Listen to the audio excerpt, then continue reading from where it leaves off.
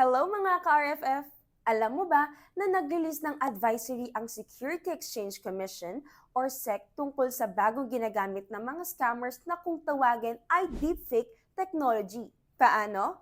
Gumagamit sila ng AI technology para gayahin ang boses at itsura ng mga kilalang negosyante katulad ni Ramon Ang para makuha ang tiwala ng publiko at magmukhang totoo ang kanilang investment scam. Madalas, ginagamit nila ang sikat na pangalan ng kumpanya, known and even trusted persons such as politicians, businessmen, and even brands.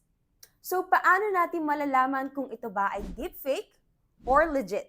Kapag may pixel glitches or off-sync audio, kapag nangako ng too good to be true returns, sigurado daw na babalik ng doble o triple ang pera mo, kaya make sure before you invest, nakapag-research ka.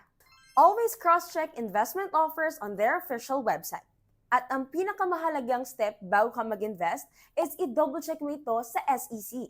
Maging matalino po tayo pagdating sa investment at huwag basta-basta maniniwala sa nakikita online. Tandaan, kapag mabilis ang kita, baka scam yan.